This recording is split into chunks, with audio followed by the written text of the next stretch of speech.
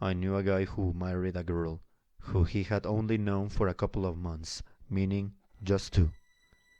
They were both 20 years old, which isn't uncommon in the southern US.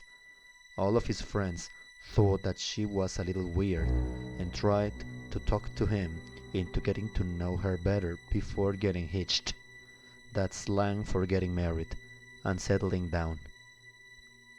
They had been married for 6 weeks when he came home to find her gone. She had taken everything except his clothes, curtains, furniture, wedding gifts, everything. Their wedding vows were just as follows: as long as the love shall last, instead of till death do us part. Someone had asked me after the wedding how long I expected the love to last, and I predicted exactly 6 weeks. I was not happy to be right.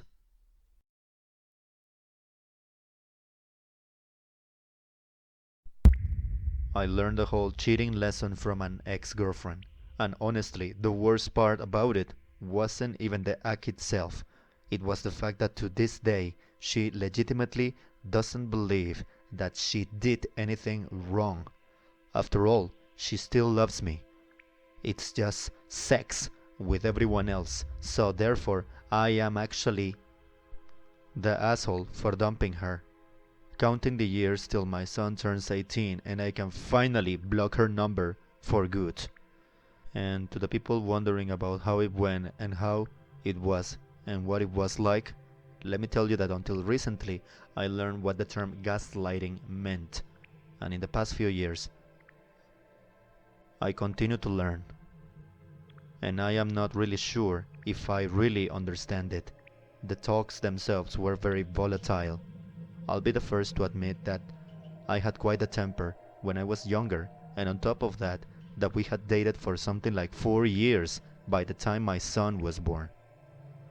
So, she really knew how to provoke it, and she did indeed, so frequently. Her go-to for a conversation was to poke and prod at me until I exploded, then turn around and play the victim because I was being cruel.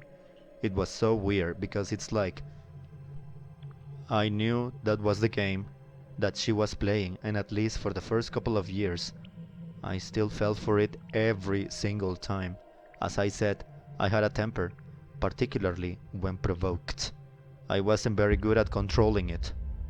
And surely, exchanging my son was the worst, because I'm fairly certain that she was trying to get me to put hands on her, and that was a recurring theme for the entirety of the time I lived within 50 miles of her. I mean 50, 50, not 15, 15. Would even accuse me of molesting our son, being a bad parent, forcing my way into her when we were together. Anything she knew would be sure to get under my skin and bother me. In case it's not clear, this was all a complete fabrication, but she appears to legitimately believe it is true, or at least she's so good at lying that she can make it seem like she believes it's true. There is a lot more to it, but things got so bad that I actually legally gave up the primary caregiver role over my son for about 2 years so that I could move out of state and then get it back, which was fucking awful for both him and me, but in the long term I think it has worked out for the best. She and I still can have a civil conversation. At this point, she's still playing the same games, but there's nothing else she can take from me, so I just don't care, and I think that pisses her off even more. And, by the way, in case it's not entirely clear and properly understood, she still loves me and wants us to be together. And please, write those pronouns between extremely highlighted quotation marks. She tries at least once a year, usually around the time we are exchanging our son, to get me to take her back. It's been over 10 years since we departed. She's totally insane. There's no other word for it. That ended up being a lot longer than I intended to, so surprises if you deem my story as boring or rather dull.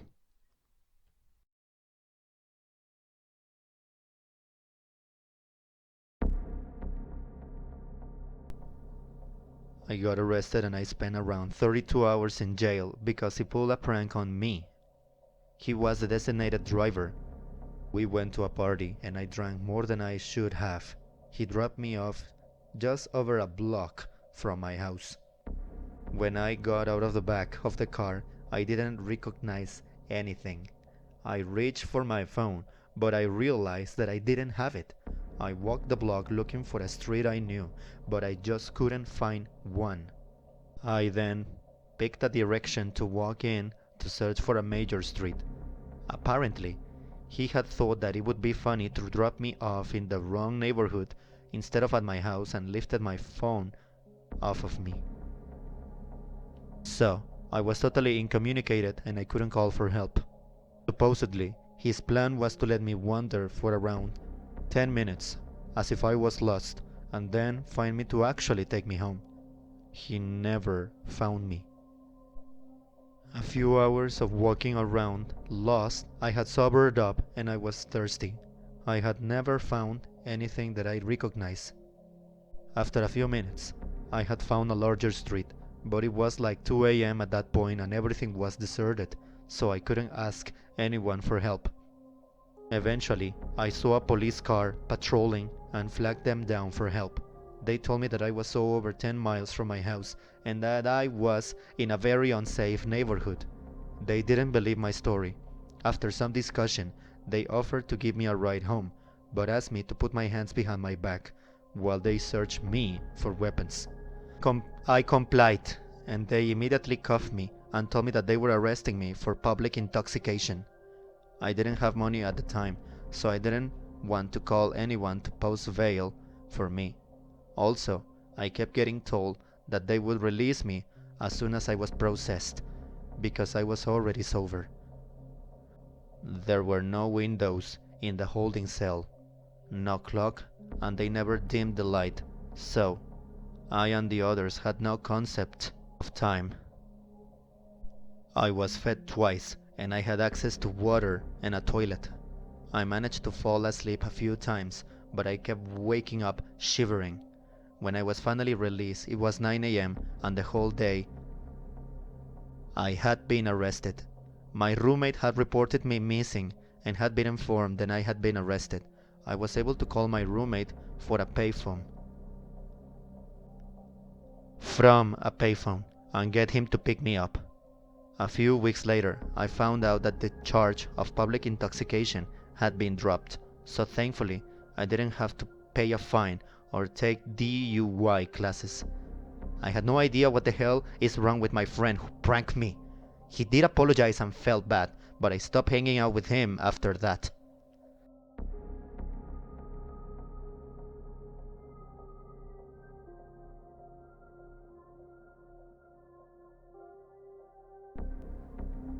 I had an ex that, after we broke up, came to the house to get her stuff.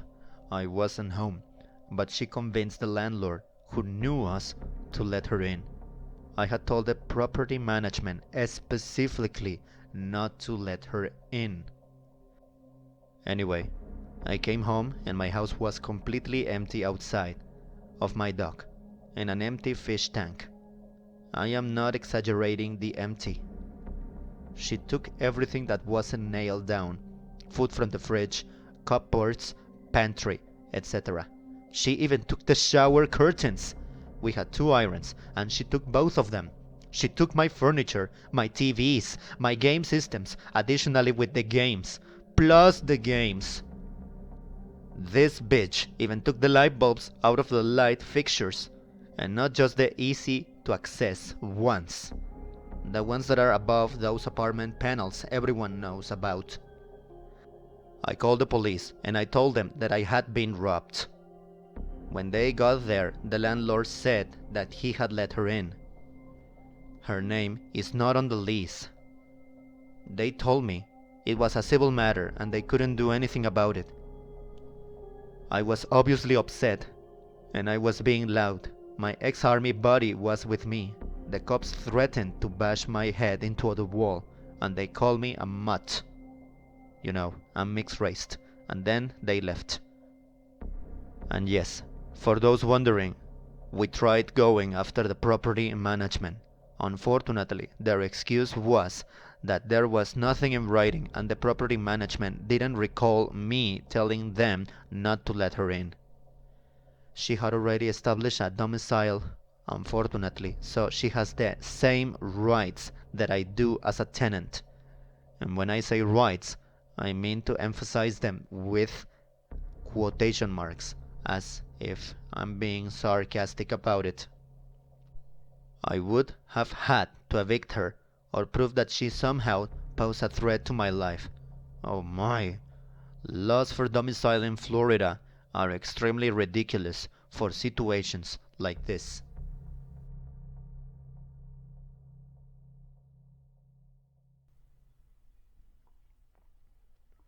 This happened more than a decade ago. She tried to do a three-way with me and her friend once she found out I had a new girlfriend. In order to break us up, I naturally declined. Then, she got her friend, yes, the same one, to hook up with my buddy, who then convinced him to invite her to a party at his house that I went to. I went into the bathroom, and when I opened the door, she was standing right there. It freaked me the fuck out, and I said, hi, excuse me, I'm about to leave this house. When she pushed me as hard as she could back into the bathroom and came in and locked the door. At this point, I freaked out and I just started yelling for help. My buddy and a few others came in and unlocked the door and pulled her out, and I was able to get out of the bathroom. I started walking upstairs to head to the door and get into my truck to leave when she flies out of the door and runs to my truck. She stands right there while I'm standing there in disbelief, and at this point we had been broken up for a few months. I walked back inside, and one of her friends approached me and told me that if I told this friend that I never wanted to see or talk to my ex again, she would let me leave. I then complied, and I told her friend that it was over and I never wanted anything to do with my ex again. I waited a few seconds and I peeked outside and saw the coast was clear, and I started heading to my truck. I heard a scream and I looked over, and my ex is running full speed at me, screaming. Out of nowhere, another lady does a full-on tackle of my ex, and she tells me and yells me to get the fuck out of here. As I'm driving away, I get a call from the party saying that she locked herself in the bathroom with a knife, threatening to off herself. I called her parents and I kept driving. This all happened after she had done the following things. Number 1, she called me hundreds of times from a dozen numbers, to which I blocked and requested that she doesn't call. Number 2, she egged my new girlfriend's car. Number 3, she tried to get me to do a threesome. Number 4, she tried to make me fuck buddies. Number 5, asked me, a very desperate friend of mine, to prom, hoping to get in our group. And number 6, she followed me to work and she followed me home. 2 years later, I still have a new phone, and now I am in college. I get a phone call and I answer it. It's her. No idea how she found me. I ask her what's happened, and she replied and asks if I went to the local university, to which I said yes. I did not actually go there because I went to a state college. She enrolled in that university, and yes, that's the end of the story. And for anyone wondering, this was 19 years ago and I'm safe. I only heard from her one more time, and that was 15 years ago. Hoping that's the end of it.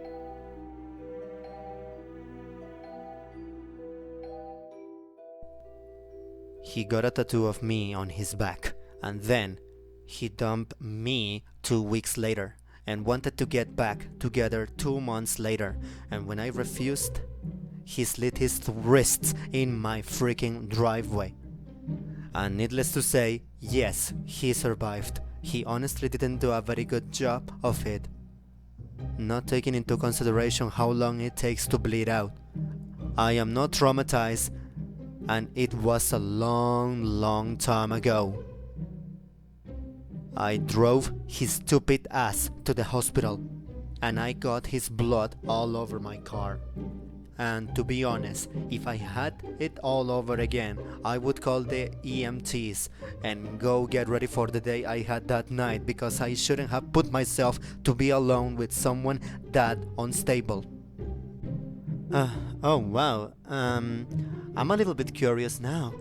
To be honest, I would like to know, what's your view on someone having a tattoo of a romantic partner's name? For instance, let's say that my girlfriend's name is Liz, and I have her name tattooed on my skin. Oh my, I would totally say that it is risky. I wouldn't do it, but that's because I feel that with my dating luck, within 2 hours of dating that person, I would find out that they have like 3 baby mamas. And that's not only because I have a bad luck, but because the other person lies.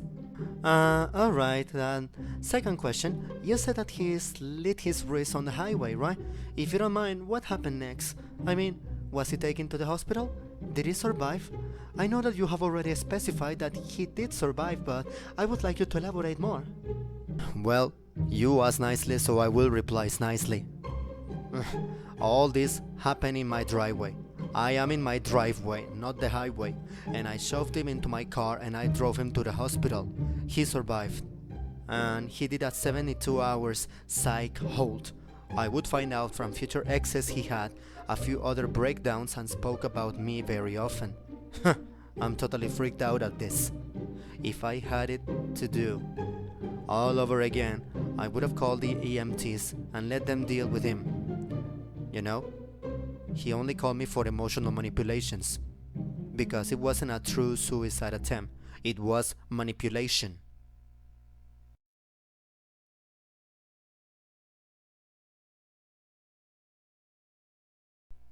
Oh my, she attacked me with an ukulele while screaming. We had been arguing heatedly and she went to another room. I assumed that she was just getting some space and cooling off. A moment later, she came running out of the room, screaming at me and swinging a little guitar at me. We didn't break up then, but eventually did, and that incident was the main reason. However, until then, I could never be calm if she was in another room.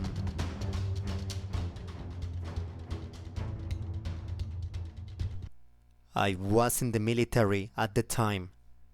My ex called the base and told them I was passing her secrets.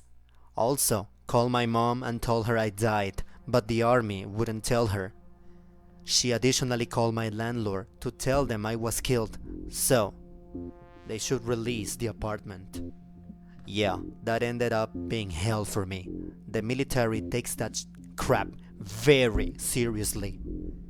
I was pulled out of formation and arrested. I had no idea what was going on. It took 2 weeks before they believed me and released me back into my unit. By then, the landlord had actually started boxing up all my stuff to sell it off. I still think about the karma. You know? The karma that was coming to her at some point. And we had only dated for maybe 3 months. What the hell? She was crazy.